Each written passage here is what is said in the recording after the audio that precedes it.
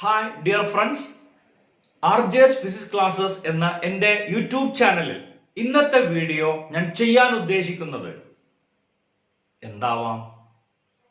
നമുക്ക് ഊഹിക്കാം, നമ്മളൊരു പുതിയ സാമ്രാജ്യത്തിലേക്ക് കയറിയിരിക്കുകയാണ്. +1 പബ്ലിക് എക്സാം ഒക്കെ കഴിഞ്ഞ് +2 എന്ന സുന്ദരമായ ലോകത്തേക്ക് നമ്മൾ യാത്ര തുടങ്ങുകയാണ്. +1ന്റെ എല്ലാ ആകുലതകളും വ്യാകുലതകളും മറന്നുകൊണ്ട് +1ന്റെ കോൺസെപ്റ്റുകളും തിയറിയും മാത്രം ബ്രെയിനിൽ സൂക്ഷിച്ച് നമ്മൾ സെക്കൻഡ് ഇയർ എന്ന പുതിയ ലോകത്തേക്ക് കയറണം. സോ +2 എന്ന സുന്ദരമായ ലോകത്തേക്ക് നിങ്ങളെയും കൊണ്ട് എന്റെ AC വോൾവോ വാഹനം സഞ്ചരിക്കാൻ തുടങ്ങുകയാണ്. ഓക്കെ, സെക്കൻഡ് ഇയറിൽ ഞാൻ ആദ്യം സ്റ്റാർട്ട് ചെയ്യാൻ പോണത് മീൻസ് ഫസ്റ്റ് വീഡിയോ ഞാൻ ചെയ്യാൻ പോണത് 3ാമത്തെ ചാപ്റ്ററിലാണ്. 1ാമത്തെയും 2ാമത്തെയും ചാപ്റ്ററിലെ കുറച്ച് ഐഡിയാസ് അതിനാവശ്യം വരും. അത് ഞാൻ പറയാം അതെന്താന്ന് ഫസ്റ്റ് ചാപ്റ്റർ ഇതിന് ശേഷം വീഡിയോ ചെയ്യും. അപ്പോ ഞാൻ ഡീറ്റെയിൽ ആയിട്ട് എക്സ്പ്ലെയിൻ ചെയ്യും. ഓക്കെ, സോ നിങ്ങളെ ആദ്യത്തെ സ്റ്റേഷനിലേക്ക് കൊണ്ടുപോവാണ്. കറന്റ് ഇലക്ട്രിസിറ്റി എന്ന 3ാമത്തെ ചാപ്റ്ററിലേക്കാണ് നമ്മൾ യാത്ര തുടങ്ങുന്നത്. തുടങ്ങാലോ അല്ലേ? Okay, we can start with full pleasure, full enthusiasm, full energy, എല്ലാ പവറോടും കൂടി സെക്കൻഡ് ഇയറിന്റെ കോമ്പറ്റേറ്റീവ് എക്സാമിനും സെക്കൻഡ് ഇയറിന്റെ ബോർഡ് എക്സാമും അപ്പിയർ ചെയ്യുന്നതിന് വേണ്ടി നമ്മുടെ യാത്ര നമുക്ക് സ്റ്റാർട്ട് ചെയ്യാം.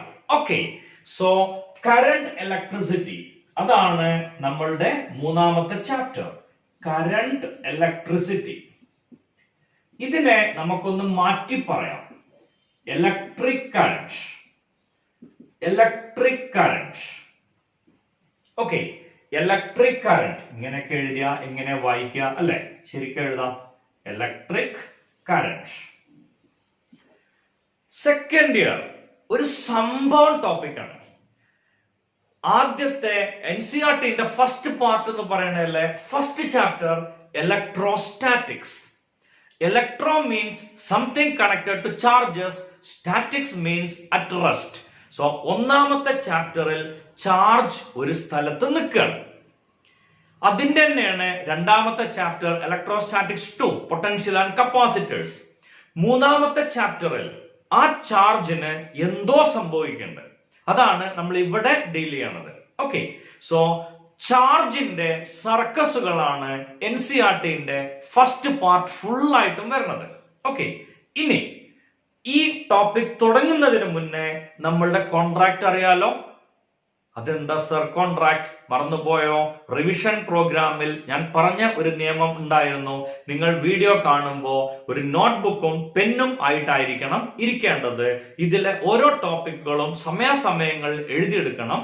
ഇതിൽ കുറെ പ്രോബ്ലംസ് ഞാൻ ഇവിടെ തന്നെ വർക്ക്ഔട്ട് ചെയ്യും. Maximum problems or maximum questions വീഡിയോയിലൂടെ തന്നെ ചെയ്യാനാണ് ഞാൻ പ്ലാൻ ചെയ്തത്. അതിനുശേഷം നിങ്ങൾക്ക് വേണ്ടി കുറച്ച് അസൈൻമെന്റുകൾ ഈ ചാപ്റ്ററിലെ വീഡിയോകളിലൂടെ നിങ്ങൾക്ക് തരും. ഇത് ഇൻട്രൊഡക്ഷൻ ആവുകൊണ്ട് ഈ പാർട്ടിൽ അസൈൻമെന്റ് ക്വസ്റ്റ്യൻസ് ഒന്നും ഉണ്ടാവില്ല. അത് കഴിഞ്ഞാൽ നിങ്ങൾക്ക് അസൈൻമെന്റ് ക്വസ്റ്റ്യൻസ് ഉണ്ടാവും. അസൈൻമെന്റ് കൃത്യമായി ചെയ്തു പോവാ. നമ്മുടെ ലക്ഷ്യം വലുതാണ്. അടുത്ത കോമ്പറ്റേറ്റീവ് എക്സാമിൽ നല്ല റാങ്ക്, ബോർഡ് എക്സാമിൽ നല്ല മാർക്ക്. ഈ ലക്ഷ്യത്തിലാണ് നമ്മൾ പോകുന്നത്. APJ അബ്ദുൽ കലാം എന്ന ഗ്രേറ്റ് പേഴ്സണെ മനസ്സിൽ ധ്യാനിച്ചുകൊണ്ട് അല്ലെങ്കിൽ നമ്മൾ സന്തോഷപൂർവ്വം സ്മരിച്ചുകൊണ്ട് നമുക്ക് വലിയ വലിയ സ്വപ്നങ്ങൾ കണ്ടുകൊണ്ട് സ്റ്റാർട്ട് ചെയ്യാം. സെക്കൻഡ് ഇയറിൽ ഒരു ചെറിയ മാറ്റം വീഡിയോയിൽ ഞാൻ പ്രതീക്ഷിക്കുകയാണ് വരുത്താൻ. അതിങ്ങനെയാണ്, നിങ്ങളെ കൊണ്ട് കൂടുതൽ ഇന്ററാക്ട് ചെയ്യിക്കുക എന്നുള്ളതാണ് എന്റെ ലക്ഷ്യം. ആ ലക്ഷ്യത്തിന് വേണ്ടി എന്റെ 1ാമത്തെ ക്വസ്റ്റ്യൻ, സർ ക്വസ്റ്റ്യൻ ചോദിക്കാനായിട്ട് വന്നതാണോ? എന്നാൽ ഞങ്ങൾ വീഡിയോ കാണുന്നില്ല. അങ്ങനല്ല, ക്വസ്റ്റ്യനിലൂടെ നമ്മളെ ചിന്തയിലൂടെയാണ് പോകേണ്ടത്. ഫിസിക്സ് എന്ന് പറഞ്ഞാൽ ഒരിക്കലും ഒരു ടഫ് സബ്ജക്റ്റ് അല്ല. അതിനെ ടഫ് ആക്കുന്നത് അറ്റ്മോസ്ഫിയർ ആണ്, അല്ലെങ്കിൽ സാഹചര്യങ്ങളാണ്. ഓക്കെ, സോ നിങ്ങളുടെ ബ്രെയിൻ ആകുന്ന ലാബിലൂടെ നമുക്ക് സഞ്ചരിക്കാം വളരെ ഭംഗിയായി ഫിസിക്സ് എന്ന ലോകത്തിലൂടെ. ഓക്കെ, ആദ്യത്തെ question, electric current or current electricity.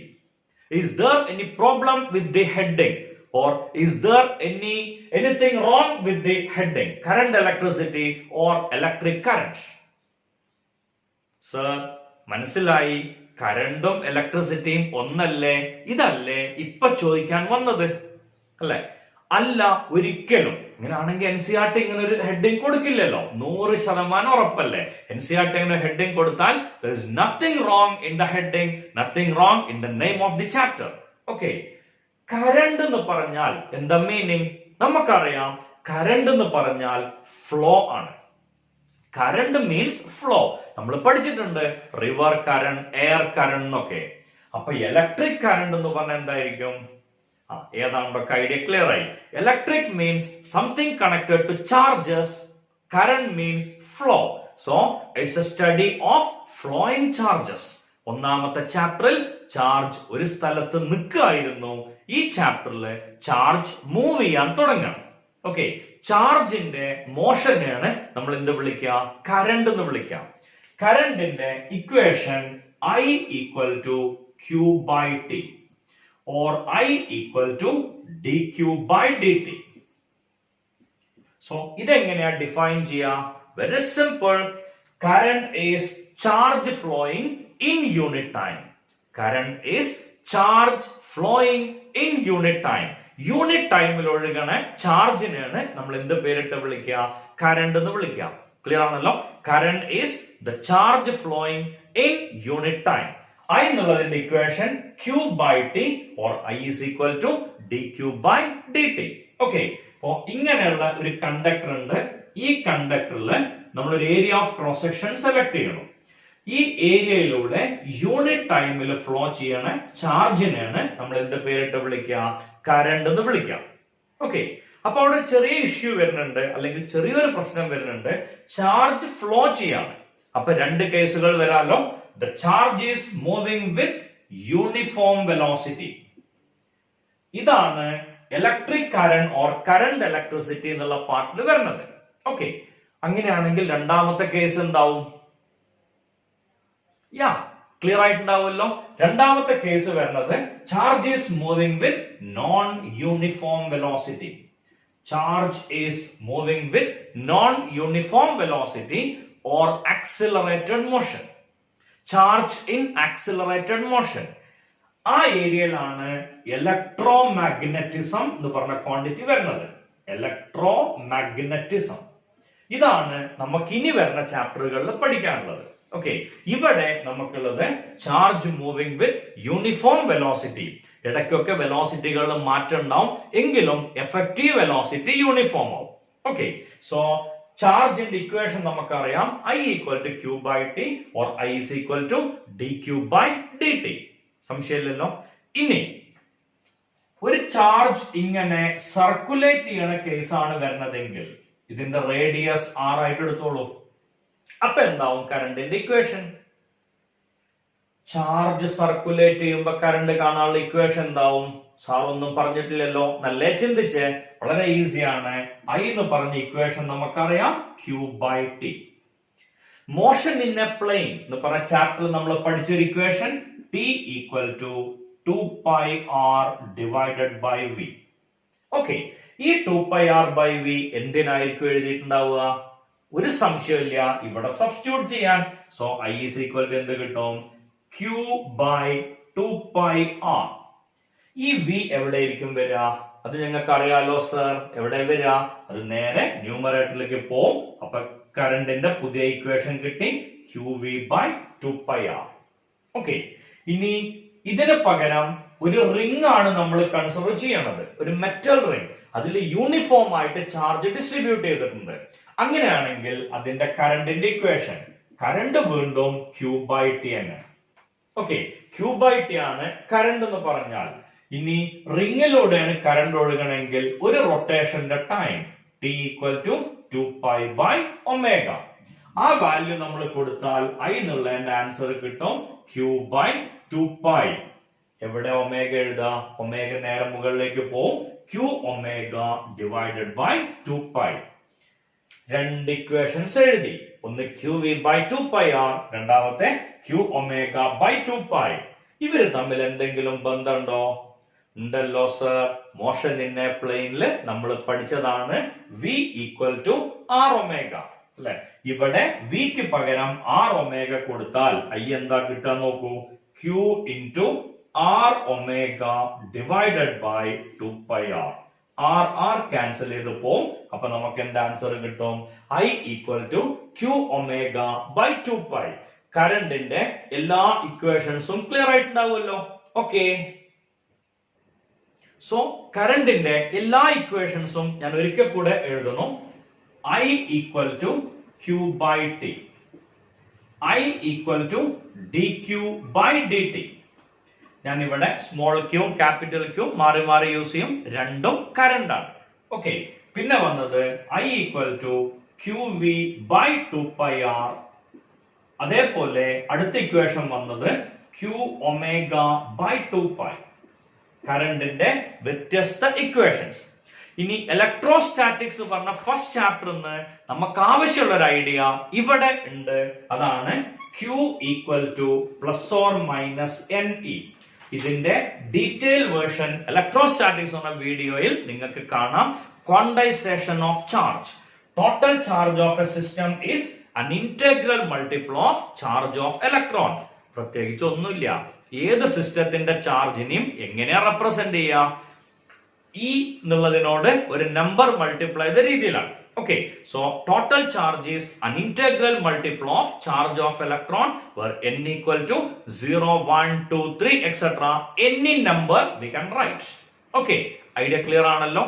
ഇനി ഇവിടുത്തെ അടുത്ത ക്വസ്റ്റ്യൻ എന്ന് പറഞ്ഞാൽ സെക്കൻഡ് ഇയർ വീഡിയോ നമ്മൾ കണ്ടിന്യൂ ചെയ്യാണ്. സ്റ്റൈൽ ഇങ്ങനെയാണ്: നമുക്കൊരു ടോപ്പിക് കിട്ടിയാൽ അതിൽ നിന്ന് എന്തൊക്കെ ക്വസ്റ്റ്യൻ നമുക്ക് പ്രതീക്ഷിക്കാം എന്നുള്ളതാണ് നമ്മൾ നോക്കണേ. സോ ഒന്നാമത്തെ പോയിന്റിനെ ബേസ് ചെയ്തിട്ട് എന്ത് ക്വസ്റ്റ്യൻ ആയിരിക്കും നമുക്ക് പ്രതീക്ഷിക്കാൻ പറ്റാം? ഓക്കെ, വെറുതെ ഒന്ന് ആലോചിച്ച് നോക്കൂ. അല്ലെങ്കിൽ ഇവിടുന്ന് ഇത്രയും ഏരിയയിൽ എന്തൊക്കെ ക്വസ്റ്റ്യൻ?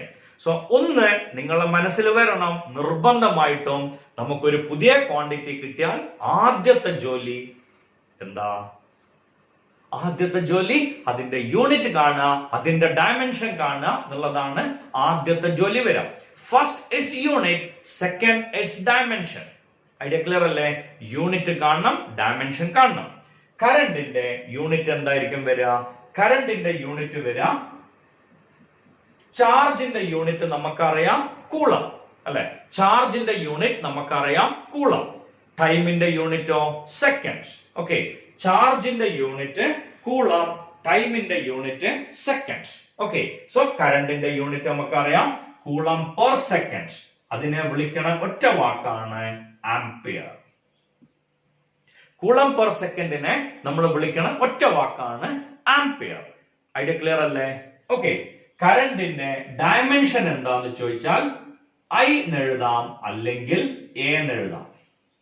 ഇത് രണ്ടും കറണ്ടിന്റെ ഡയമെൻഷൻ ആണ്. NCERT അഡോപ്റ്റ് ചെയ്തത് A എന്നുള്ളതാണ്, അതുകൊണ്ട് നമ്മളും അതന്നെ സ്വീകരിക്കാം. Unit of current is ampere, dimension of current is I or A. അടുത്ത question, is current A scalar or vector? Okay, ഒരു ബാറ്ററി, ഇതിൽ 0.5 ആംപിയർ കറണ്ട് ആണുള്ളത്. ഇതിനെ നമ്മൾ ഒരു ബൾബുമായിട്ട് കണക്ട് ചെയ്തു. എങ്ങനെയായിരിക്കും കറണ്ടിന്റെ ഡയറക്ഷൻ? നമുക്കറിയാം പോസിറ്റീവ് ടു നെഗറ്റീവ്. അത് ആക്ച്വലി കൺവെൻഷണൽ കറണ്ട് ആണ്. ഇലക്ട്രോണിക് കറണ്ട് എന്ന് പറയുന്നത് നെഗറ്റീവ് ടു പോസിറ്റീവ് ആണ്. കാരണം സിമ്പിൾ, ആദ്യകാലത്ത് ഫിസിക്സിലെ സയന്റിസ്റ്റുകൾ വിചാരിച്ചത് പോസിറ്റീവ് ചാർജിന്റെ ഫ്ലോ ആണ് കറണ്ട് എന്നാണ്. അങ്ങനെ അവരത് എന്ത് ചെയ്തു? ലോ ആക്കി മാറ്റി. കുറെ കാലം കഴിഞ്ഞപ്പോഴാണ് സയൻസ് കണ്ടുപിടിച്ച ഇലക്ട്രോണിന്റെ ഫ്ലോ ആണ് കറണ്ട്. പക്ഷേ അത് കണ്ടുപിടിച്ച സമയത്തിന് മുന്നേ അല്ലെങ്കിൽ ആ ഒരു ടൈം ഗ്യാപ്പിൽ ഒരുപാട് തിയറികൾ ഫിസിക്സിൽ ഇറങ്ങി. സോ നെഗറ്റീവ് ടു പോസിറ്റീവ് ആണ് കറണ്ട് എന്ന് പറഞ്ഞാൽ കുറെ തിയറികൾ ആ ഒറ്റ കാരണം കൊണ്ട് തെറ്റാന്ന് പറയേണ്ടി വരും. ആ ഒരു സമയത്ത് എന്ത് ചെയ്തു? ഈ ഡയറക്ഷനെ കറണ്ട് ആക്സെപ്റ്റ് ചെയ്തു, സയൻസ് ആക്സെപ്റ്റ് ചെയ്തു. എന്ത് പേരിൽ? Conventional current. അതിന്റെ മീനിങ് നമുക്കറിയാം, ഉപയോഗിച്ച് ശീലായ കറണ്ട്. ഓക്കെ, ഇത് കൺവെൻഷണൽ കറണ്ടും ഒറിജിനൽ എന്ന് പറയുന്നത് ഇലക്ട്രോണിക് കറണ്ടും. ഐഡിയ കൃത്യമായിട്ട് മനസ്സിലായിട്ടുണ്ടാവുമല്ലോ. സോ കറണ്ടിന് ഡയറക്ഷൻ ഉണ്ട്, കറണ്ടിന് മാഗ്നിറ്റ്യൂഡ് ഉണ്ട്. മാഗ്നിറ്റ്യൂഡും ഡയറക്ഷൻ ഉണ്ടെങ്കിൽ ആ ക്വാണ്ടിറ്റി എന്തായിട്ട് മാറണം? എന്താവുക? മാഗ്നിറ്റ്യൂഡും ഡയറക്ഷൻ ഉണ്ടെങ്കിൽ വെക്ടർ, നോ ഡൗട്ട്. ഓക്കെ, മാഗ്നിറ്റ്യൂഡും ഡയറക്ഷൻ ഉണ്ടെങ്കിൽ ആ ക്വാണ്ടിറ്റി വെക്ടർ ആവണം. പക്ഷേ കറണ്ട് എന്ന് പറയുന്നത് സ്കേലാർ ക്വാണ്ടിറ്റി ആണ്. കാരണം a quantity become vector only when I should obey the law of vector addition. Okay, a physical quantity will be vector only when it obeys the law of vector addition. Okay, so current will not obey the law of vector addition, so current is a scalar quantity. അങ്ങനെയൊക്കെ കൂടി പറഞ്ഞാൽ ചിലപ്പോൾ കുറെ ആളുകൾക്ക് idea strike ചെയ്യില്ല, കുറെ ആളുകൾക്ക് മനസ്സിലാവും. സോ മനസ്സിലാവാത്ത ഒരാൾക്ക് വേണ്ടി ഇവിടെ ഒരു ഇലക്ട്രിക് പോസ്റ്റ് ഉണ്ട്, ഇവിടെ ഒരു വീടുണ്ട്, ഇവിടെ മറ്റൊരു വീടുണ്ട്, ഇവിടെ അടുത്ത വീടുണ്ട്. ഈ രണ്ട് വീട്ടിലെ ആളുകളും KSEB കറണ്ട് കണക്ഷൻ എടുക്കുകയാണ്. If current is A vector, what will happen? ഈ രണ്ട് വീടുകൾക്കും കറണ്ട് കിട്ടില്ല, മൂന്നാമത്തെ കറണ്ട് എടുക്കാത്ത വീട്ടിലേക്ക് കറണ്ട് എത്തും. ഇത് സംഭവിക്കില്ല എന്ന് ഉറപ്പല്ലേ? വായു കൂടെ കറണ്ട് പോരോ? പോരില്ല. അതുകൊണ്ട് തന്നെ കറണ്ട് എന്ത് ക്വാണ്ടിറ്റി ആണ്? സ്കേലാർ ക്വാണ്ടിറ്റി ആണ്. It will not obey the law of vector addition. Okay, ഇനി കറണ്ട് എന്ത് ക്വാണ്ടിറ്റി ആണ്? Current is a dash quantity എന്ന് പറഞ്ഞിട്ട് ഒരു എൻട്രൻസ് എക്സാമിന് ക്വസ്റ്റ്യൻ വന്നു. വെക്ടർ ഉണ്ട്, സ്കേലാർ ഉണ്ട്, വേറൊരു സാധനം കൂടി അതിലുണ്ട് വിചാരിക്കാം. It's called tensor. അതുണ്ടെങ്കിൽ നമ്മൾ സെലക്ട് ചെയ്യേണ്ടത് ടെൻസർ ആണ്. ടെൻസർ ഇല്ലെങ്കിൽ നമ്മൾ സെലക്ട് ചെയ്യേണ്ടത് എന്താണ്? സ്കേലാർ ആണ്. Very similar to pressure. Pressure is a tensor. Tensor എന്നുള്ള ഓപ്ഷൻ ഇല്ലെങ്കിൽ അത് നമുക്ക് എന്തായിട്ട് മാറ്റാം? സ്കേലാർ ആയിട്ട് മാറ്റാം. So current is a scalar quantity. It will not obey the law of vector addition. Okay, വളരെ സിമ്പിൾ ആയിട്ട് കിട്ടണം 3 ക്വസ്റ്റ്യൻസ്. ഇനി അടുത്ത ക്വസ്റ്റ്യൻ, ഈ ഇക്വേഷനെ ബേസ് ചെയ്തിട്ട് എന്ത് ക്വസ്റ്റ്യൻ ആയിരിക്കും നമുക്ക് ഉണ്ടാക്കാൻ പറ്റുക? Very simple. എന്തായിരിക്കും question? A charge of 3 millicoulomb flowing for 2 seconds. What is the current flowing through the system? Easy alle. A charge of 3 millicoulomb flowing through 2 seconds or flowing for 2 seconds. What is the current through the system? അത് ശരിക്കും പറഞ്ഞ ഒരു 12ാം ക്ലാസ്സിന്റെ നിലവാരത്തിലെ question ഒന്നല്ല, വെറുതെ പറഞ്ഞു എന്ന് മാത്രം. സോ കറണ്ട് കാണാൻ നമുക്കറിയാം, it is Q by T. Okay, സ്വാഭാവികമായിട്ട് ആൻസർ കിട്ടും 3 millicoulomb divided by 2 seconds. You will get the answer 1.5 milliampere. Okay, ഇവിടെ മില്ലി കൂളം ഉള്ളതുകൊണ്ട് മില്ലി അവിടെ വന്നു, കൂളം പെർ സെക്കൻഡ് എന്ന് പറഞ്ഞാൽ ആംപിയർ ആണ്. അപ്പൊ നമുക്ക് ആൻസർ കിട്ടും 1.5 milli ampere. It's a very simple question. Okay, ഇനി അടുത്ത ക്വസ്റ്റ്യൻ. നമ്മള് എൻട്രൻസ് ബുക്കുകളൊക്കെ കാണുമ്പോൾ അതിൽ WBJEE എന്നൊക്കെ പറഞ്ഞിട്ട് ഒരു എക്സാം നടത്താറുണ്ട്. ആ എക്സാമില് 2015 വന്ന ഒരു ക്വസ്റ്റ്യൻ നമുക്ക് ഇവിടെ ആവശ്യമുള്ളതുകൊണ്ട് മാത്രം ആ ഏരിയ പറയണം. ഓക്കെ, സോ ആ ക്വസ്റ്റ്യൻ എങ്ങനെയാണ്? Charge is given by, okay, the charge in a system is given by T cube plus 4T square plus 5. Okay, T cube plus 4T square plus 5. Question idana, find instantaneous current at T equal to 3 seconds and find average current for a time interval 0 to 2 seconds. Find instantaneous current at T equal to 3 seconds. Find average current for a time interval 0 to 2 seconds. Okay, വളരെ simple ആണ്. Instantaneous current കിട്ടാൻ I equal to dq by dt. Differentiation എന്ന് പറഞ്ഞ സംഭവം നമുക്കറിയാം. It's a very simple process. ഈ ഇക്വേഷനെ differentiate ചെയ്താൽ എന്തായിരിക്കും നമുക്ക് കിട്ടുക? അതാണ് I instantaneous. Okay, so T ക്യൂബിന്റെ ഡിഫറൻഷ്യൽ 3t സ്ക്വയർ, 4t സ്ക്വയറിന്റെ ഡിഫറൻഷ്യൽ 8t, 5ന്റെ ഡിഫറൻഷ്യലോ സർ ഞങ്ങൾക്കറിയാം കോൺസ്റ്റന്റിന്റെ ഡിഫറൻഷ്യൽ 0 ആണല്ലോ. ആണ്, അതിന്റെ ഡിഫറൻഷ്യൽ 0. അപ്പൊ ഇതായിരിക്കും കറന്റ്. ഓക്കെ, ഇനി നമ്മളോട് ചോദിച്ചത് T equal to 3 സെക്കൻഡ് ആണ്. സോ ഈ ഇക്വേഷനിൽ T കാണുന്ന സ്ഥലത്ത് 3 സെക്കൻഡ് എന്ന് കൊടുക്കാം. അങ്ങനെ കൊടുക്കുമ്പോ I instantaneous is equal to 3 into 3 square plus 8 into 3. എത്രയാ വരിക? 3 square 9, 9 into 3 27 plus 24. Answer is 51 ampere. Okay, idea clear അല്ലേ? ഇത് മില്ലി ആംപിയർക്ക് മാറ്റണമെങ്കിൽ ഇവിടെ എന്ത് കൊടുത്താൽ മതി? മില്ലി കൂളം എന്നാക്കിയാൽ മതി. അപ്പൊ ഓട്ടോമാറ്റിക്കലി ആൻസർ എന്ത് വരും? 51 മില്ലി ആംപിയർ എന്ന് വരും. ഓക്കെ, 51 ആംപിയർ ഒന്നും സാധാരണ നമ്മൾ ഉപയോഗിക്കാത്ത കറണ്ട് ആണ്. പക്ഷെ മാത്സ് അല്ലെങ്കിൽ പ്രോബ്ലം സൈക്കിൾ ഞാനത് പറഞ്ഞു എന്ന് മാത്രം. ക്വസ്റ്റ്യൻ കഴിഞ്ഞിട്ടില്ലല്ലോ, ഒരു ക്വസ്റ്റ്യനും കൂടെ ബാക്കിയുണ്ട്. Find I average for a time interval 0 to 2 seconds. Okay, I average കാണാനുള്ള equation Q2 minus Q1 divided by T2 minus T1 delta Q by delta T. അതാണ് equation. Delta Q Q2 minus Q1 delta T T2 minus T1. എന്തായിരിക്കും Q2 വരാം? ഈ ഇക്വേഷനിൽ T കാണുന്ന സ്ഥലത്തൊക്കെ 2 കൊടുക്കുക. അപ്പൊ എന്താ ആൻസർ കിട്ടുക? 2 ക്യൂബ്. ഈ T കാണുന്നിടത്ത് 2 കൊടുക്കുക. അപ്പൊ നമുക്ക് കിട്ടും 8. ഞാൻ പ്രത്യേകിച്ച് പറയേണ്ട ആവശ്യമില്ലല്ലോ, 2 ക്യൂബ് നമുക്കറിയാം. ഇനി ഇതിലാണ് കൊടുക്കണതെങ്കിലോ 4 into 2 square എന്ന് പറഞ്ഞാൽ 4 into 4 16 plus 5. അപ്പൊ എത്രയാ ആൻസർ കിട്ടുക? 8 plus 16 24 24 plus 5 29. അത്രയും കൂളം. ഓക്കെ, 29 കൂളം ഉണ്ടാവില്ല കേട്ടോ, നമ്മൾ പ്രോബ്ലം ആവുകൊണ്ട് നമുക്കത് എഴുതാമെന്ന് മാത്രം. And what about Q1? Q1 കാണല് വളരെ സിമ്പിളാ. അതെന്ത്? T equal to 0 ആണ്. അപ്പൊ T വരുന്ന എല്ലാ ക്വാണ്ടിറ്റികളും 0 ആക്കി മാറ്റാം. അപ്പൊ നമുക്ക് എന്ത് കിട്ടും? 5. Okay, so what about I average? I average എന്ന് പറഞ്ഞാൽ ഈ രണ്ട് ചാർജുകളുടെ difference. Q2 29, Q1 5. 29 minus 5, answer is 24. Divided by T2 minus T1. 2 minus 0, 2. So you will get the answer 12 ampere. Okay, ഈ ക്വസ്റ്റ്യൻ കൃത്യമായിട്ട് മനസ്സിലായിട്ടുണ്ടാവും എന്ന് പ്രതീക്ഷിക്കണം. സംശയമൊന്നുമില്ലല്ലോ. I ഇൻസ്റ്റന്റേനിയസും I ആവറേജും. ഇനി അടുത്ത ഇക്വേഷൻ നമുക്കറിയാം, I equal to EV by 2πr. ഈ ഇക്വേഷനെ ബേസ് ചെയ്തിട്ട് എങ്ങനായിരിക്കും question വരാം? വളരെ സിമ്പിൾ ആണ്. ഹൈഡ്രജൻ ആറ്റത്തിന്റെ കേസ് നമുക്കറിയാം. ഓക്കെ, ഒരു ഹൈഡ്രജൻ ആറ്റത്തില് റേഡിയസ് നമുക്ക് ക്വസ്റ്റ്യനിൽ തരാം. ഓക്കെ, റേഡിയസിന്റെ വാല്യൂ തന്നത് 5.29 into 10 raised to minus 11 metre.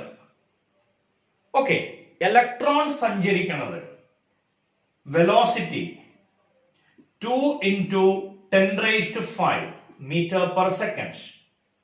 Okay, 2 into 10 raised to 5 meter per second. Then what should be the current in the hydrogen atom due to the rotation of electrons? Idea clear alle? Radius തന്നു 5.29 into 10 raised to minus 11 meter. Then velocity തന്നു 2 into 10 raised to 5 meter per second. Okay, ഇങ്ങനെയാണ് നമുക്ക് question തന്നതെന്ന് വിചാരിക്കാം. അങ്ങനെയാണെങ്കിൽ current കണ്ടുപിടിക്കാൻ നമുക്കറിയാലോ, I equal to EV by 2πr. E എന്ന് പറഞ്ഞ 1.6 into 10 raised to minus 19 into V നമുക്ക് തന്നിട്ടുണ്ട് 2 into 10 raised to 5 divided by 2 into pi into radius തന്നിട്ടുണ്ട് 5.29 into 10 raised to minus 11. Okay, idea clear അല്ലേ? ഇനി ഇത് സോൾവ് ചെയ്യാൻ സിമ്പിൾ ആണല്ലോ. എങ്ങനെയായിരിക്കും അത് സോൾവ് ചെയ്യുക? 10 raised to minus 19. ഈ 10 raised to minus 11 മുകളിലേക്ക് പോകുമ്പോ 10 raised to plus 11. അപ്പോ ഈ ക്വാണ്ടിറ്റി നമുക്ക് ക്യാൻസൽ ചെയ്യാം. ഇത് ക്യാൻസൽ ആക്കിയിട്ട് ഇവിടെ 16 എഴുതാം. 10 raised to minus 19, 10 raised to 16. അപ്പൊ നമുക്ക് ആൻസർ വരാം 10 raised to minus 3. 19ൽ നിന്ന് 16 കുറയ്ക്കാം. മൈനസ് സംഖ്യ വലുതാണ്, അതുകൊണ്ട് തന്നെ മൈനസ് വരും. ഓക്കെ, ഇനി വരാം 1.6 into 2. Okay, 1.6 into 2 divided by 2 into 3.14 into 5.29. Okay, 5.29. Idea clear alle? ആ നമ്പറിലേക്ക് കൃത്യമായിട്ട് ഒന്ന് നോക്കൂ. ഓക്കെ, അപ്പൊ നമുക്ക് ആൻസർ ഈസി ആയിട്ട് കിട്ടും. എങ്ങനെ കിട്ടുക? 1.6 into 2 എത്ര വരിക? 1.6 into 2 എന്ന് പറഞ്ഞ 3.2. അത് നമുക്കറിയാലോ. into 10 raised to minus 3 divided by 2 into 5.29 into 3.14. Okay, അപ്പൊ എത്രയായിരിക്കും ഏകദേശം വരിക? ഇതിന്റെ വാല്യൂ നമ്മൾ ചെയ്ത 2 into 5 10.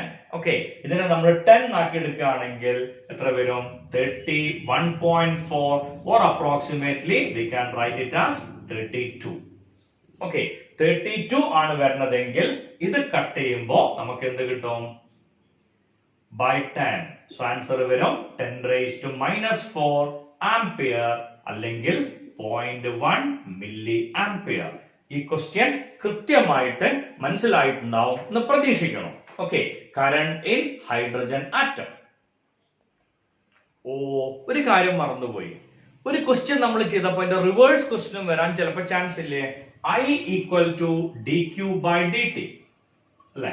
ഇങ്ങനെ ഒരു കേസ് വന്നു. നമ്മൾ ചെയ്തൊരു ക്വസ്റ്റ്യൻ ഇതിന്റെ തൊട്ട് മുന്നത്തെ q തന്നു, I കണ്ടുപിടിച്ചു. തിരിച്ചും വന്നൂടെ? I തരും. I equal to t square plus 3. Okay, I equal to t square plus 3. Find the charge flowing through the circuit in a time interval 0 to 3 seconds. Okay, ഈ സമയം ഞാൻ കൊടുത്തത് അതിന്റെ സിമ്പിൾ ആക്കാൻ വേണ്ടി മാത്രം, പ്രോബ്ലം സിമ്പിൾ ആക്കാൻ വേണ്ടി മാത്രം. I തന്നാൽ എങ്ങനെയായിരിക്കും q കിട്ടുക? നമുക്കറിയാം I equal to dq by dt. അപ്പൊ dq എന്താ വരിക? I dt. So what should be q? That must be integral I dt. ഈ I എന്നുള്ളതിനെ ഇന്റഗ്രേറ്റ് ചെയ്യാം with respect to time and the limit is from 0 to 3. Okay, 0 to 3 ആണ് അതിന്റെ limit. So എന്തായിരിക്കും? ഈ ഇക്വേഷനെ ഇന്റഗ്രേറ്റ് ചെയ്താൽ integral t square plus 3 dt from the limit 0 to 3. t square ന്റെ integral t cube by 3. 3 ന്റെ integral 3t. Limit 0 to 3. Okay, ആ lower limit നമുക്ക് സന്തോഷം തരും. കാരണം എന്താണ്? ലോവർ ലിമിറ്റ് 0 ആണ്, ഒരു പ്രശ്നം ഉണ്ടാക്കില്ല. അപ്പർ ലിമിറ്റ് മാത്രം കൊടുത്താൽ മതി. സോ ചാർജിന്റെ ആൻസർ കിട്ടുക ടി ക്യൂബ് എന്ന് പറഞ്ഞ 3 cube divided by 3 plus 3 into 3. 3 cube by 3 എന്ന് പറഞ്ഞ 3 സ്ക്വയർ അല്ലേ? 3 സ്ക്വയറിന്റെ value 9 plus 9. You will get the answer 18 കൂളും. ക്വസ്റ്റ്യൻ കൃത്യമായിട്ട് മനസ്സിലായിട്ടുണ്ടാവും എന്ന് പ്രതീക്ഷിക്കണം. ഓക്കെ, അടുത്ത ക്വസ്റ്റ്യൻ മുന്നേ എവിടെയോ കണ്ട ഒരു question. 10 raised to 19 alpha particles and 10 raised to 19 electrons are moving towards left. In a region 10 raised to 19 alpha particles and 10 raised to 19 electrons are moving towards left. 10 raised to 19 protons and 10 raised to 19 deuterons are moving towards right in unit time. Find the current in that region. ഇതാണ് question.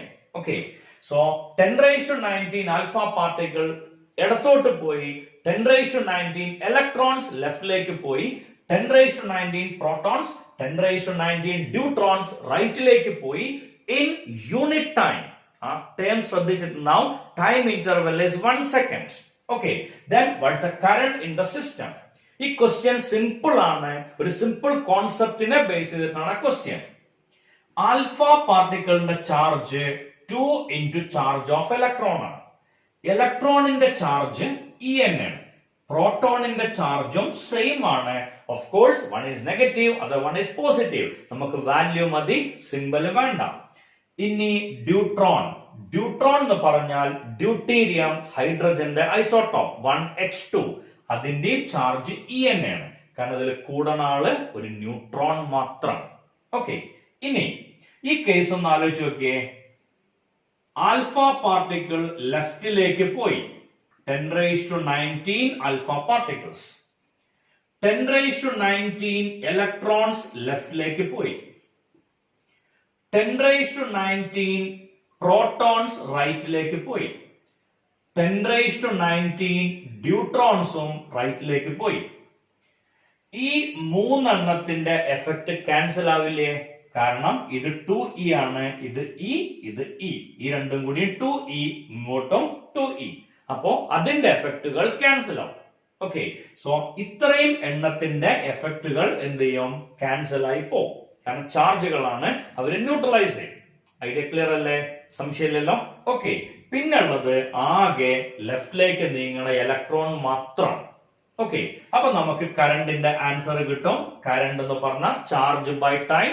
ഒരു ആനുകൂല്യം കൂടി അവിടെ നമുക്കുണ്ട്, അല്ലെങ്കിൽ relaxation ഉണ്ട്. Time എത്രയാ? 1 second. സ്വാഭാവികമായിട്ടും ചാർജ് എന്ന് പറഞ്ഞ 10⁻19 ഇലക്ട്രോൺസിന്റെ ചാർജ് 10⁻19 into 1.6 into 10⁻⁻19. ഇത് നിങ്ങൾക്ക് അറിയാമല്ലോ.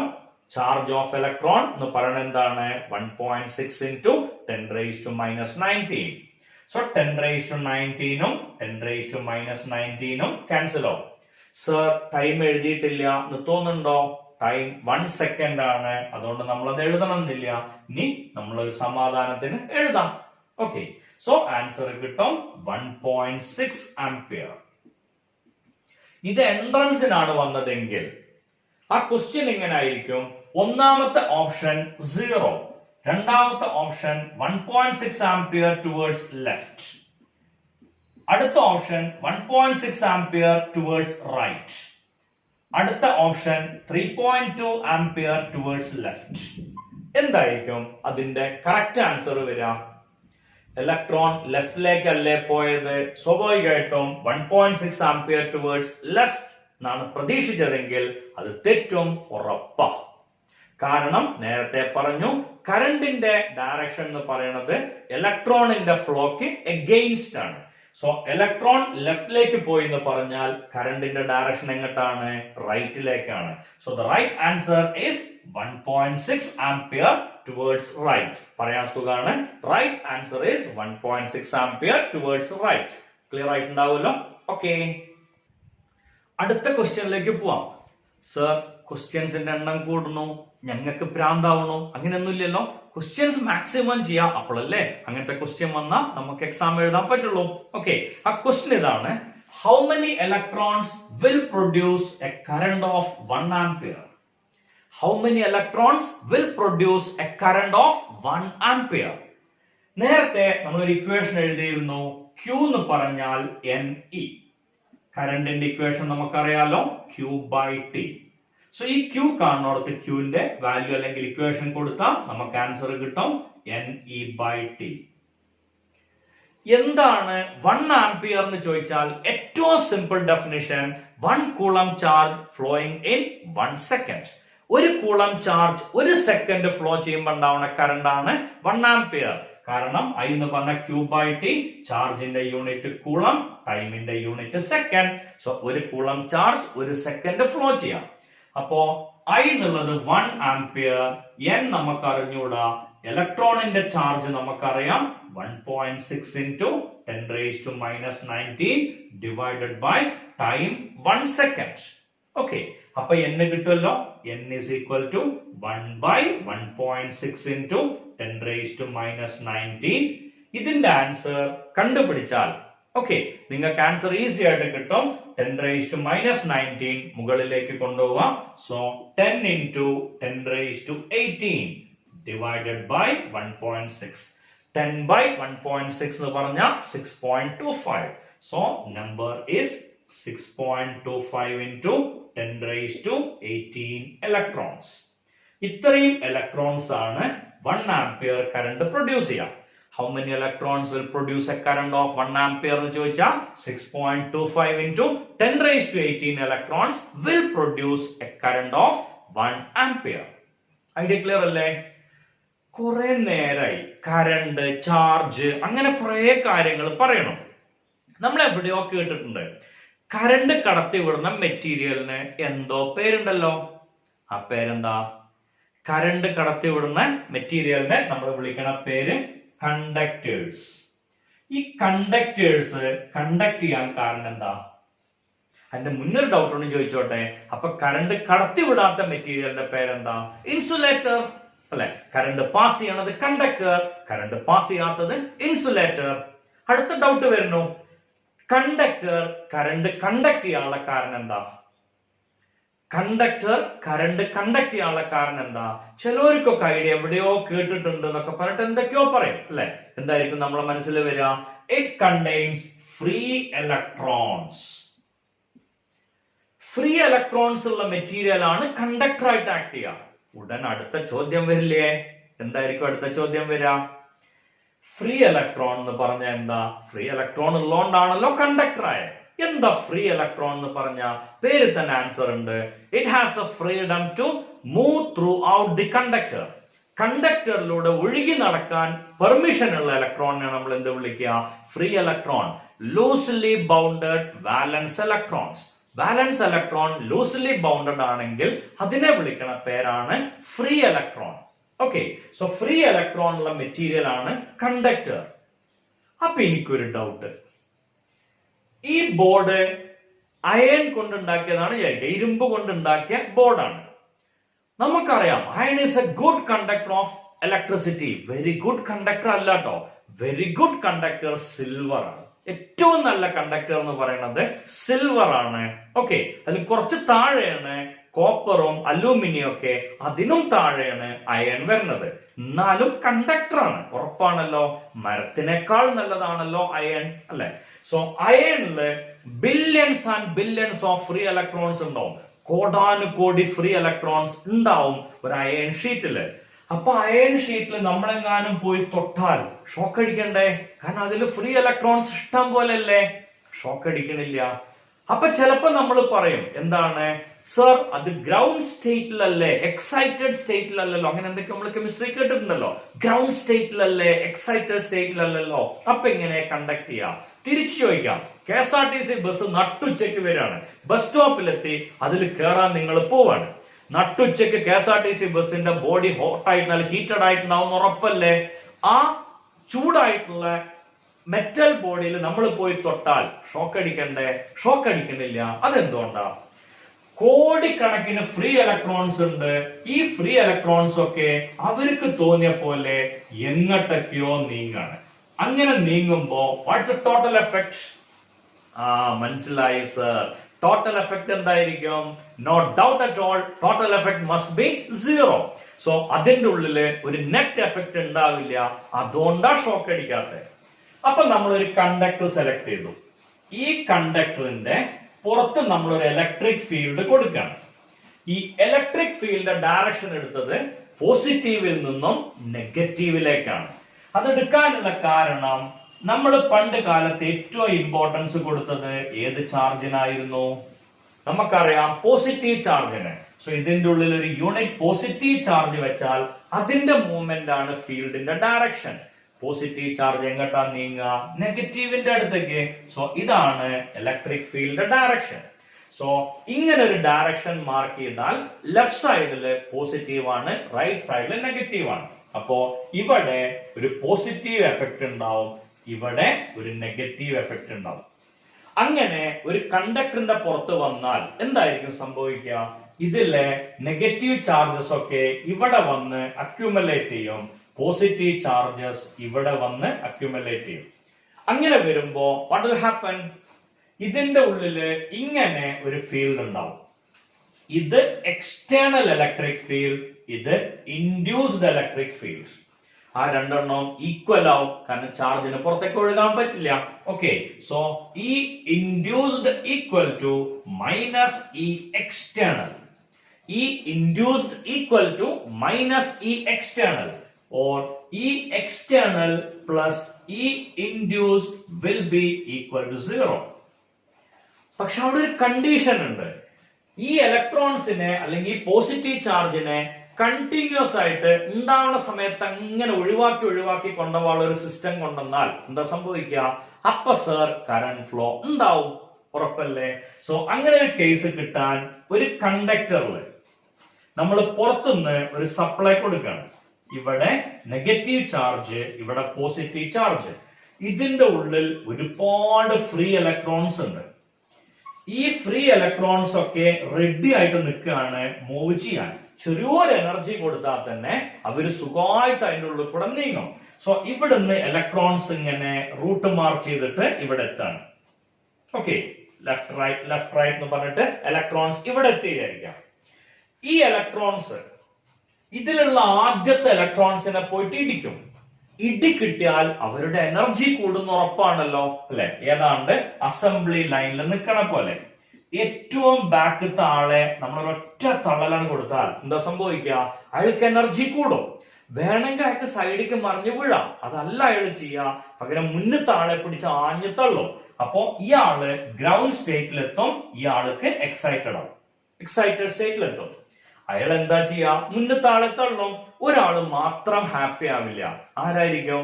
ഏറ്റവും മുന്നത്തെ ആള് ഹാപ്പി ആവില്ല. കാരണം അയാൾക്ക് തള്ളാൻ ആളില്ല. അയാളെ മുന്നിലേക്ക് തെറിച്ചു പോകും. ഇതേപോലെ ഇതിന്റെ ഉള്ളിൽ ഇടിച്ചിട്ടും കുത്തിയിട്ടും തൊഴിച്ചിട്ടും അങ്ങനെ എല്ലാ സംഘർഷം ഉണ്ടാക്കിയിട്ട് എന്ത് ചെയ്യും? ഇലക്ട്രോൺസ് എനർജി കൂട്ടിയിട്ട് ഇവിടുന്ന് ഇങ്ങോട്ടെത്തും. അതിനല്ലേ നമ്മൾ കറണ്ട് എന്ന് വിളിക്കണേ. അപ്പൊ ഒരു കാര്യം ഉറപ്പായി, ഇതിന്റെ ഉള്ളിൽ ഇലക്ട്രോൺസിന്റെ സ്പീഡ് ചേഞ്ച് ചെയ്തുകൊണ്ടേയിരിക്കും. ഓക്കെ, ഇലക്ട്രോൺസിന്റെ സ്പീഡ് ചേഞ്ച് ചെയ്തുകൊണ്ടേയിരിക്കും. അങ്ങനെ ഇലക്ട്രോണിന്റെ വെലോസിറ്റി, ഫീൽഡ് അല്ലട്ടോ, ഇലക്ട്രോണിന്റെ വെലോസിറ്റി. കാരണം ഇടിയും കുത്തൊക്കെ കഴിഞ്ഞിട്ട് പോകുമ്പോ വെലോസിറ്റി അല്ലേ മാറ്റം വരാം. ഒരുപാട് കൊളീഷൻ കഴിയുമ്പോ വെലോസിറ്റി വിൽ ചേഞ്ച്. അങ്ങനെ ഒരു സിറ്റുവേഷൻ വന്നാൽ നമുക്കറിയാലോ, അവിടെ എടുക്കുന്ന വെലോസിറ്റിയുടെ പേരാണ് ആവറേജ് വെലോസിറ്റി. വെലോസിറ്റി മാറിക്കൊണ്ടേയിരിക്കുമ്പോ നമ്മൾ എടുക്കുന്ന വെലോസിറ്റി ആണ് ആവറേജ് വെലോസിറ്റി.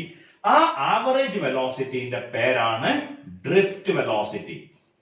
സോ ആലോചിച്ച് നോക്കൂ, എന്തായിരിക്കും ഡ്രിഫ്റ്റ് വെലോസിറ്റിന്റെ ഡെഫിനിഷൻ? ഡ്രിഫ്റ്റ് വെലോസിറ്റി എന്നുള്ളതിന്റെ ഡെഫിനിഷൻ എന്തായിരിക്കും? Very simple. അത് നമുക്കത് ഉണ്ടാക്കിയെടുക്കാൻ പറ്റും വളരെ സിമ്പിൾ ആയിട്ട്. What is mean by drift velocity? Very simple. It's the average velocity of free electrons. Drift velocity എന്ന് പറഞ്ഞ ഫ്രീ ഇലക്ട്രോണിന്റെ ആവറേജ് വെലോസിറ്റി ആണ്. എവിടുത്തെ free electron? Inside a conductor. കണ്ടക്ടറിന്റെ ഉള്ളില്.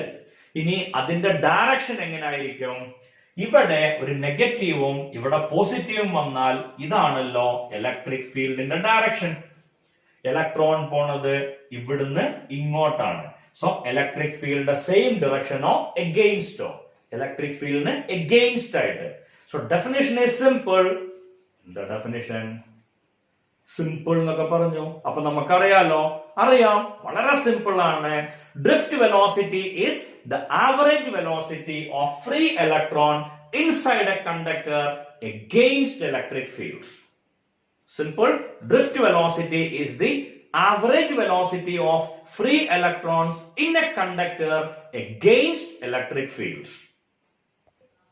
So drift velocity എന്നുള്ള ഐഡിയ നമുക്കറിയാം. ഇങ്ങനെ ഒരു കണ്ടക്ടർ, ആ കണ്ടക്ടറിൽ ഓരോ ഇലക്ട്രോണും കൊളീഷൻ നടത്തിയിട്ടാണ് അപ്പുറത്തേക്ക് എത്തുന്നത്. ഡ്രിഫ്റ്റ് വെലോസിറ്റിന്റെ വാല്യൂ വളരെ ചെറുതാണ്.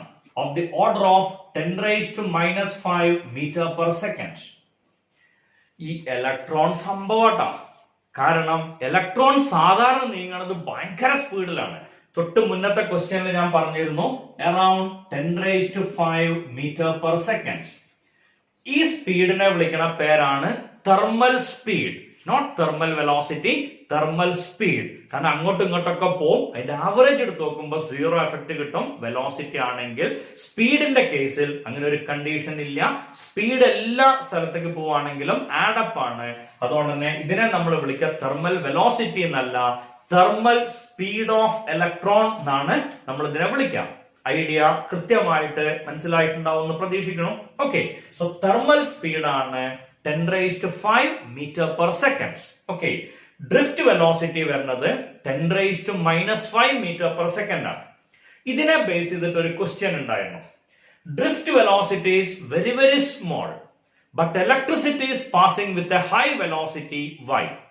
ഐഡിയ സിമ്പിൾ ആണ്.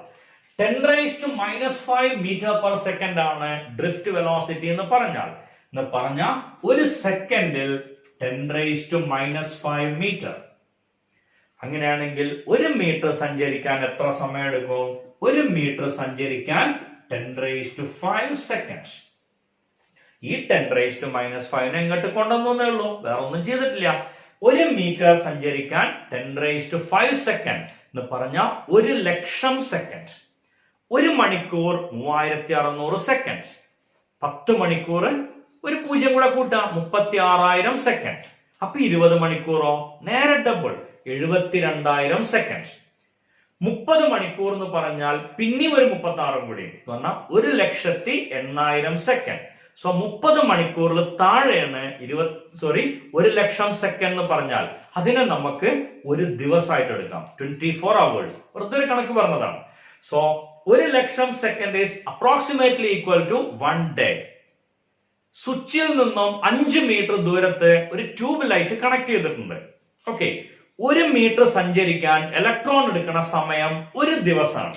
അപ്പൊ 5 മീറ്റർ ദൂരത്തുള്ള ട്യൂബ് ഓൺ ചെയ്യണമെന്നുണ്ടെങ്കിൽ, മീൻസ് ട്യൂബ് കത്തണമെങ്കിൽ എത്ര സമയം എടുക്കും? 1 മീറ്റർ സഞ്ചരിക്കാൻ 1 day. ഓക്കെ, അപ്പോ 5 മീറ്റർ ദൂരത്തുള്ള ട്യൂബ് കത്തണം എന്നുണ്ടെങ്കിൽ എത്ര സമയമായിരിക്കും എടുക്കുക? വെറുതെ ഒന്ന് ആലോചിച്ച് നോക്കിയേ. സോ സ്വിച്ചിൽ നിന്ന് ട്യൂബിലേക്ക് എത്താൻ എടുക്കുന്ന സമയം 5 ദിവസം. കാരണം 5 മീറ്റർ ദൂരെയാണ് ട്യൂബ്. അങ്ങനെയാണോ വീട്ടിലുണ്ടാവുക? നമ്മൾ സ്വിച്ച് ഓൺ ചെയ്തിട്ട് ട്യൂബ് കത്താൻ 5 ദിവസം എടുക്കുമോ? ഒരാഴ്ച മുന്നേ സ്വിച്ച് ഓൺ ചെയ്ത് വെക്കലുണ്ടോ ട്യൂബ് കത്താൻ വേണ്ടിയിട്ട്? ഇല്ല സർ, സ്വിച്ച് ഇട്ട ഉടനെ ട്യൂബ് കത്തും. അതിന്റെ കാരണം സിമ്പിൾ. ഈ ഒരു ഇലക്ട്രോണിന്റെ സ്പീഡാണ്, അല്ലെങ്കിൽ ആവറേജ് സ്പീഡാണ് നമ്മൾ ഡ്രിഫ്റ്റ് വെലോസിറ്റി എന്ന് പറഞ്ഞത്.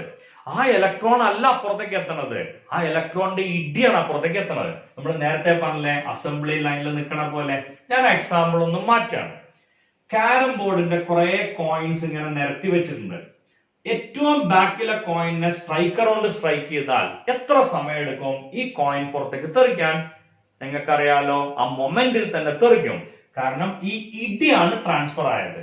ഇടി എന്ന് പറഞ്ഞ ഒരു സഡൻ ഫോഴ്സ്, അതിനെ ഫിസിക്സിൽ വിളിക്കണ പേര് ഇമ്പൾസ് എന്നാണ്. കേട്ടിട്ടുണ്ട്, ലോസ് ഓഫ് മോഷനില്. അതന്നെ, large force acting in a small interval of time. ഇവിടെ electricity passing as electric impulses, it has the velocity 3 into 10⁸ meter per second. ഇപ്പൊ മനസ്സിലായി? കാരണം ഹൈ സ്പീഡിലാണ് ആ ഇമ്പൾസ് ട്രാവൽ ചെയ്യുക. അപ്പൊ സ്വിച്ച് ഇട്ട ഉടൻ എന്ത് ചെയ്യും? ട്യൂബ് കത്തും. ഐഡിയ ക്ലിയർ ആണല്ലോ? സംശയമൊന്നുമില്ലല്ലോ പറഞ്ഞേ? ഓക്കെ, ഇനി ഈ ഒരു ഇലക്ട്രോണിന്റെ വെലോസിറ്റി കാണാൻ നമുക്കറിയാം V1 equal to U1 plus A into T1. Okay, ഒരു ഇലക്ട്രോൺ നീങ്ങുന്ന സമയം. രണ്ടാമത്തെ ഇലക്ട്രോണിന്റെ കേസിൽ U2 plus A into T2. അപ്പൊ മൂന്നാമത്തെയോ? എഴുതില്ല, ആവശ്യമില്ല. കാരണം ഇത് രണ്ടും പറഞ്ഞാൽ നമ്മൾ 1ാം ക്ലാസ്സിലല്ല 12ാം ക്ലാസ്സിലാണ്. നമുക്കറിയാം V3 equal to U3 plus A into T3. And etc. Vn equal to Un plus A into Tn. Okay, ഇനി ഇതിന്റെ ആവറേജ് വാല്യൂ എടുക്കുക എന്ന് പറഞ്ഞാൽ V1 plus V2 plus V3 plus etc. Vn divided by n means V average. ഈ ചാർജുകളുടെ initial velocity എത്രയോ ആണ് നേരത്തെ പറഞ്ഞല്ലോ. ഒന്ന് അങ്ങോട്ട് പോകും, മറ്റേത് ഇങ്ങോട്ട് പോകും, അടുത്തത് ഇങ്ങോട്ട് പോകും. Average velocity must be 0 plus A into T1 plus T2 plus T3 plus T4 plus etc. Tn divided by n. ഒരു ഇലക്ട്രോൺ അടുത്ത ഇലക്ട്രോണിനെ ഇടിക്കണത് വരെയല്ലേ സഞ്ചരിക്കാം? ഇത് അടുത്ത ഇലക്ട്രോണിനെ ഇടിക്കണത് വരെയല്ലേ സഞ്ചരിക്കാം?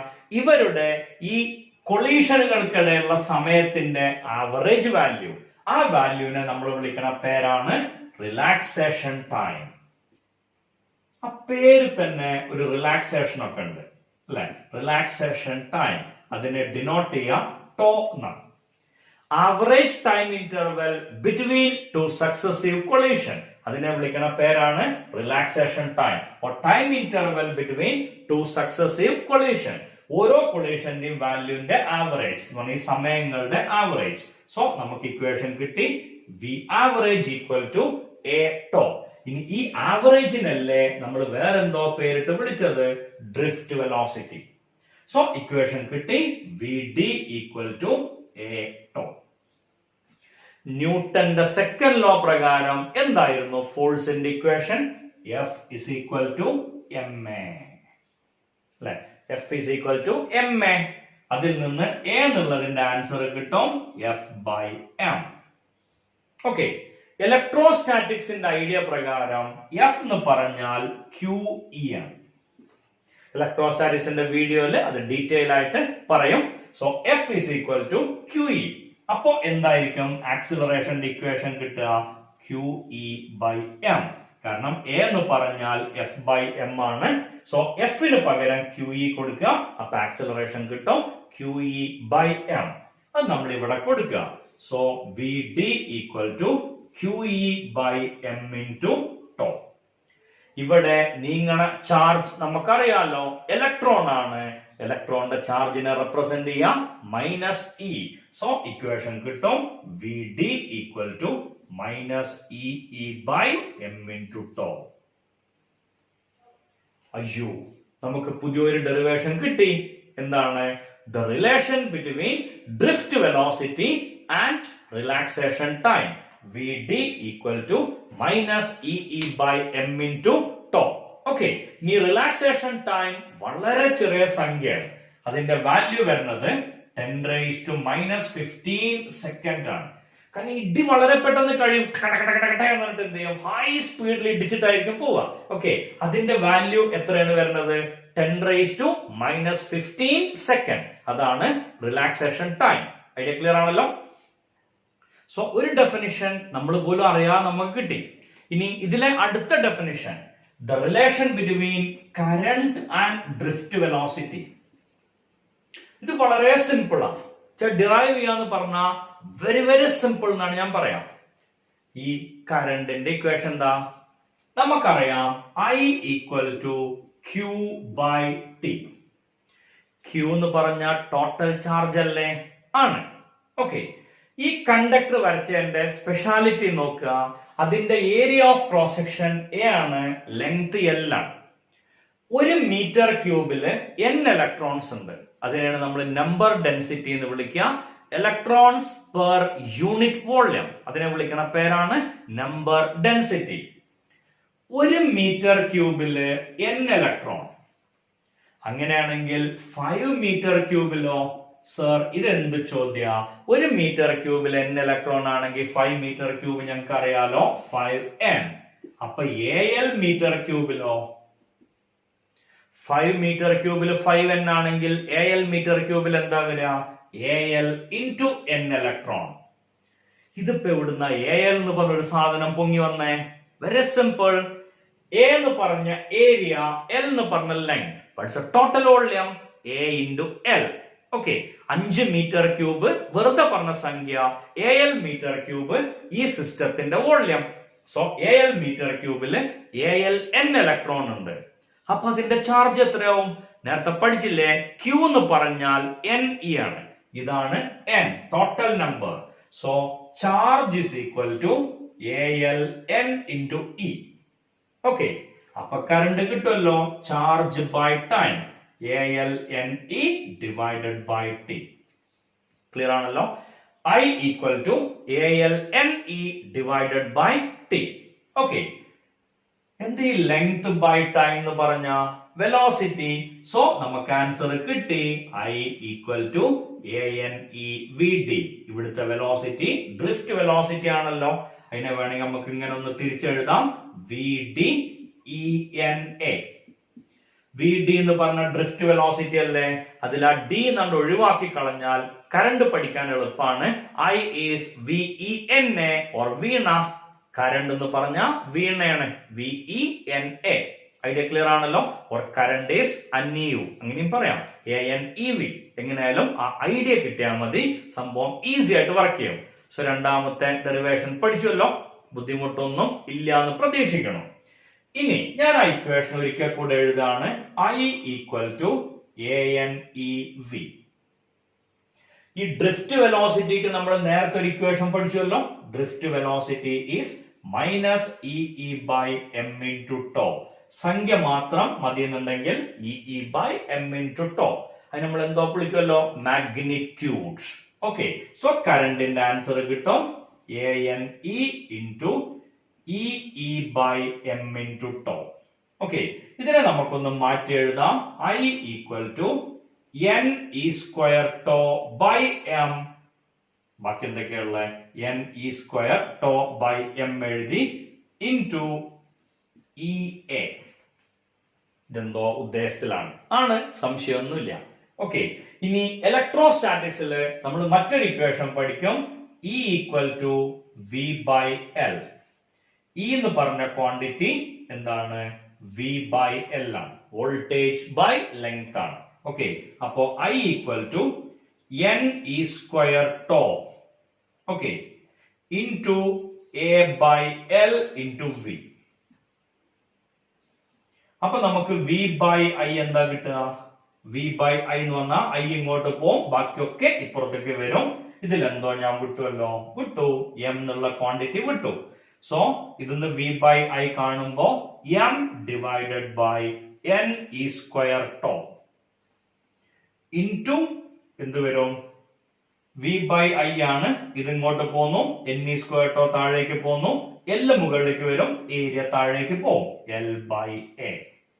ഓക്കെ, ഇതാണ് നിങ്ങള് ഹൈസ്കൂൾ ക്ലാസ്സിൽ പഠിച്ച ഓംസ് ലോ എന്ന് പറഞ്ഞ ക്വാണ്ടിറ്റി. എന്താണ്? R equal to rho L by A എന്നുള്ള ഇക്വേഷൻ ഉണ്ടാവുമല്ലോ ഓംസ് ലോ അല്ലെ, R equal to rho L by A. Okay, ആ ഇക്വേഷൻ തന്നെയാണിത്. അപ്പൊ റോ എന്നുള്ളതിന്റെ ആൻസർ നമുക്ക് കിട്ടും. അത് അടുത്ത വീഡിയോയിലാണ് നമ്മൾ ഡീറ്റെയിൽ ആയിട്ട് പറയാം. വെറുതെ ഞാൻ ഇവിടെ ഒന്ന് സ്റ്റാർട്ട് ചെയ്തു എന്ന് മാത്രം. സോ V by I എന്ന് പറഞ്ഞ M by NE square tau into L by A. Okay, ഇവിടെ ഞാൻ പുതിയൊരു ക്വാണ്ടിറ്റിയും കൂടി ഇൻട്രൊഡ്യൂസ് ചെയ്യാണ്. Current density J equal to I by A. Current density J എന്ന് പറഞ്ഞാൽ I by A. ഓക്കെ, ഇനി അങ്ങനെ വരുമ്പോ ഈ ഇക്വേഷൻ നോക്കിയേ, ഇതിൽ നിന്ന് ഇയാളെ ഇങ്ങോട്ട് കൊണ്ടുവരാലോ.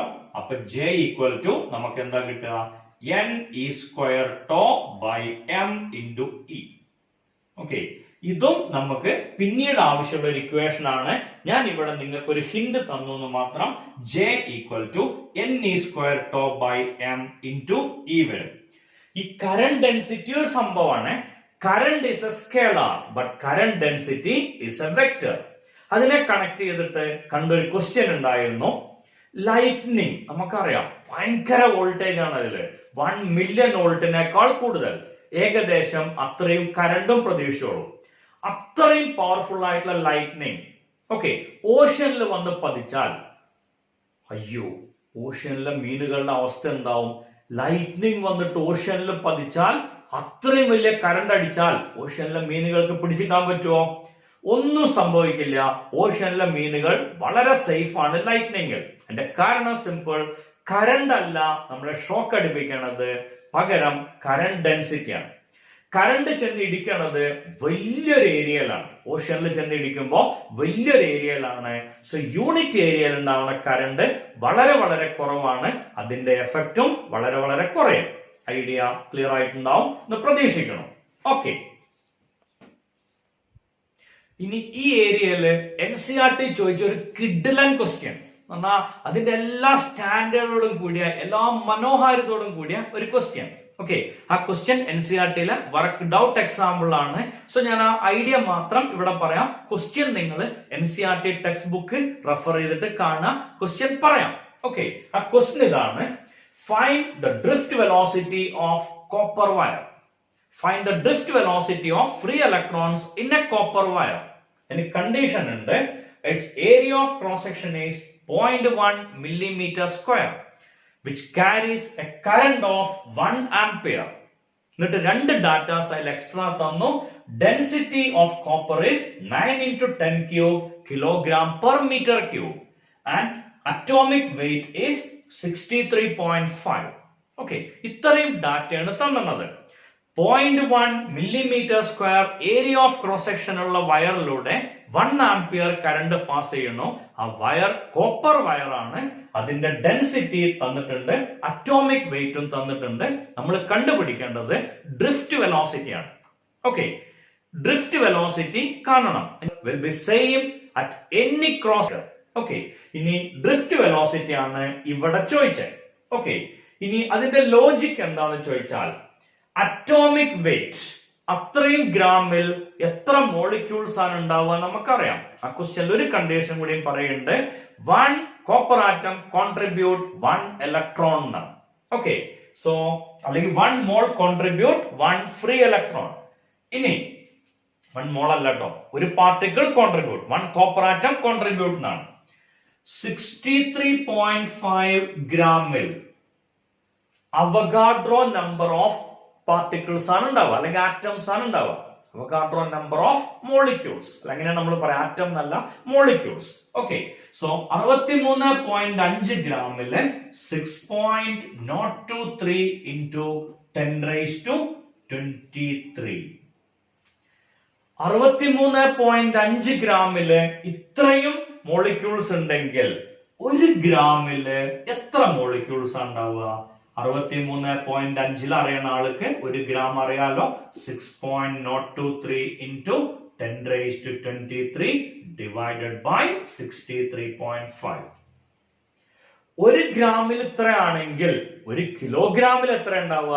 വെരി സിമ്പിൾ, 1000 കൊണ്ട് മൾട്ടിപ്ലൈ ചെയ്താൽ മതി. So in 1 kilogram 6.023 into 10⁻23 into 10 cube divided by 63.5. 1 കിലോഗ്രാമിൽ ഓക്കെ കോപ്പറിന്റെ density 9 into 10 cube kilogram per metre cube ആണ്. അപ്പൊ 1 മീറ്റർ ക്യൂബിൽ എത്ര കിലോഗ്രാം ഉണ്ടാവും? 9 into 10 ക്യൂബ് കിലോഗ്രാം. ഓക്കെ, അപ്പൊ അത്രയും കിലോഗ്രാമില് എത്ര ഉണ്ടാവും? 9 into 10 cube കിലോഗ്രാമില് 6.023 into 10⁻23 divided by 63.5. പോയിന്റുകൾ മാറരുത്, 63.5. ഓക്കെ, ഈ 23നെ 26 ആക്കിക്കൂടെ? ഇവിടെ 23 ഉണ്ട്, ഇവിടെ 10⁻3 ഉണ്ട്. ഓക്കെ, ഇതൊരു കിലോഗ്രാമിലാണ്. അപ്പൊ ഇത്രയും കിലോഗ്രാമില് ഇൻറ്റു 9 into 10 ക്യൂബ്. ഇതെന്താ സാധനം? 1 മീറ്റർ ക്യൂബിലുള്ള ടോട്ടൽ മോളിക്യൂൾസ് അല്ലേ? ഓക്കെ, സോ ഇതിനല്ലേ നമ്മൾ n എന്നുള്ള പേരിട്ട് വിളിക്കാറ്? നമ്പർ ഡെൻസിറ്റി അറിയാലോ. നമ്പർ ഡെൻസിറ്റി 9 into 10 ക്യൂബ് കിലോഗ്രാമില് എത്ര മോളിക്യൂൾസ് ഉണ്ടോ അതായിരിക്കും. ഓക്കെ, അപ്പൊ നമുക്ക് n കിട്ടി. I equal to ANEVD ആണ്. അപ്പൊ ഡ്രിഫ്റ്റ് വെലോസിറ്റിയുടെ ഇക്വേഷൻ എന്തായിരിക്കും? I divided by ANE. ശരിയല്ലേ? ഇതിലെല്ലാ ക്വാണ്ടിറ്റി ഇപ്പൊ നമുക്കറിയാലോ. I അറിയാം, A അറിയാം, N അറിയാം, E അറിയാം. അതൊക്കെ സബ്സ്റ്റിറ്റ്യൂട്ട് ചെയ്യാം. അപ്പൊ എന്താ ഡ്രിഫ്റ്റ് വെലോസിറ്റി കിട്ടുക? I ക്വസ്റ്റ്യനിൽ തന്നിട്ടുണ്ട് 1 ആംപിയർ. 1 ഡിവൈഡഡ് ബൈ ഏരിയ തന്നിട്ടുണ്ട്. എത്രയാ? 1 into 10⁻, എത്ര വരാം? 0.1 millimeter സ്ക്വയർ ആണ് എന്ന് പറഞ്ഞാൽ 0.1 into 10⁻⁻6. 0.1 into 10⁻⁻6 മില്ലിമീറ്ററിനെ മീറ്ററിലേക്ക് മാറ്റുമ്പോ 10⁻⁻3 മില്ലിമീറ്റർ സ്ക്വയർ ആവുമ്പോ 10⁻⁻6 ഒരു 0.1 കൂടെ ഉണ്ട്. അപ്പൊ നമുക്ക് എന്ത് കിട്ടും? 10⁻⁻7. ഓക്കെ, അതിന്റെ വാല്യൂ കിട്ടും 10⁻⁻7 into n എന്നുള്ളതിന്റെ വാല്യൂ നമുക്ക് ഇവിടെ കിട്ടിയിട്ടുണ്ട് 6.023 into 10⁻23. 63.5 ന്യൂമറേറ്ററിൽ വരും into 9 into 10 ക്യൂബ്. ഒരാളെയും കൂടി നമുക്ക് അവിടെ ഉൾപ്പെടുത്തണം. into 1.6 into 10⁻⁻19. ഈ ഡിനോമിനേറ്റർ ഇങ്ങനെ പോവാണ്. ഓക്കെ, സോ ഈ വാല്യൂ കൃത്യമായിട്ട് ഒന്ന് നോക്കൂ. അതിന്റെ വാല്യൂ നമുക്ക് ഈസി ആയിട്ട് കണ്ടുപിടിക്കാം. ഈ ക്വസ്റ്റ്യൻ അല്ലെങ്കിൽ നമ്പർ ഇത്ര ഈസി ആണോ? അതത്ര ഈസി ഒന്നല്ല, ചെയ്യാൻ അത്യാവശ്യമുണ്ട്. പക്ഷെ ഒരു ഗുണമുണ്ട്, നമ്മൾ സയന്റിഫിക് കാൽക്കുലേറ്റർ കൊണ്ടാണല്ലോ എക്സാമിന് പോവാം. അത് ശീലാക്കണ്ട. സയന്റിഫിക് കാൽക്കുലേറ്റർ ബോർഡ് എക്സാമിന് മാത്രമേ പറ്റൂ. അതന്നെ CBSE ആണെങ്കിൽ നമുക്ക് പറ്റൂല. ഓക്കെ, എൻട്രൻസിന് എന്താ ചെയ്യാ? അത് നമ്മൾ ചെയ്ത് നോക്കിയേ പറ്റൂ. അപ്പോ ഈ ക്വസ്റ്റ്യൻ ചെയ്ത് നോക്കുക. അപ്പോഴാണ് നമുക്ക് കുറെ സർഗാത്മകമായ കഴിവുകൾ കിട്ടുക. ഈ 63.5 താഴെ 6.023 ആണ്. ഓക്കെ, ഇതിനെ എന്താക്കി മാറ്റാം? 6.35 into 10 ആക്കി മാറ്റാം. ഇത് 6.023 ആണ്. അങ്ങോട്ട് വെട്ടിക്കോളുക, ഒന്നും വരാനില്ല. ഓക്കെ, ഇതും കൂടി ക്യാൻസൽ ചെയ്താൽ ഇവിടെ വരിക 10 മാത്രം. ഓക്കെ, ഇനി 1.6 into 9, ഇവിടെ 10 ഉണ്ട്. ഈ വാല്യൂ കാൽക്കുലേറ്റ് ചെയ്താൽ NCERT തന്നെ നിങ്ങൾക്ക് ആൻസർ തന്നിട്ടുണ്ട് 1.1 millimeter per second ആണ്. ഇതാണ് നമുക്ക് ആൻസർ കിട്ടുക. അത് വളരെ ഈസി ആയിട്ട് നിങ്ങൾക്ക് ചെയ്യാൻ പറ്റും. ഓക്കെ, NCERT തന്നതാവുകൊണ്ടാണ് ഞാൻ എന്റെ ആൻസർ മാത്രം നിങ്ങൾക്ക് തന്നെ. So it's answer is 1.1 millimeter per second. Okay, ഇനി ഇതും തെർമൽ വെലോസിറ്റിയും കൂടി കണക്ട് ചെയ്താൽ തെർമൽ വെലോസിറ്റി ഏറ്റവും ചെറിയ വാല്യൂ വന്നാൽ തന്നെ as per NCERT 2 into 10 square meter per second ആണ്. ഇതിനേക്കാൾ എത്രയോ വലിയ സംഖ്യയാണ് thermal speed, not thermal velocity, thermal speed of free electrons. അത് ഇതിനേക്കാൾ ഒരുപാട് വലുതാണ്. അത് ഞാൻ ഓൾറെഡി പറഞ്ഞിരുന്നു. ഓക്കെ, കറണ്ട് ഇലക്ട്രിസിറ്റി എന്ന സുന്ദരമായ ആ രാജ്യത്തേക്കുള്ള നമ്മളുടെ വാഹനത്തിന്റെ ആദ്യ യാത്ര ഇവിടെ അവസാനിക്കുകയാണ്. എന്ന് പറഞ്ഞാൽ എന്റെ ഇന്നത്തെ വീഡിയോ ഞാൻ ഇവിടെ, അല്ലെങ്കിൽ ഈ സെഷൻ ഇവിടെ അവസാനിപ്പിക്കണം. ഈ വീഡിയോയുടെ കൂടെ നിങ്ങളും ആ രാജ്യത്തേക്ക് വന്നിട്ടുണ്ടാവുമെന്ന് പ്രതീക്ഷിക്കുന്നു.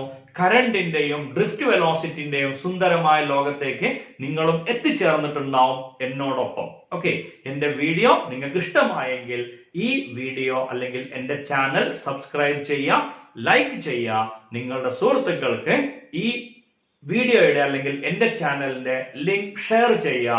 Thank you.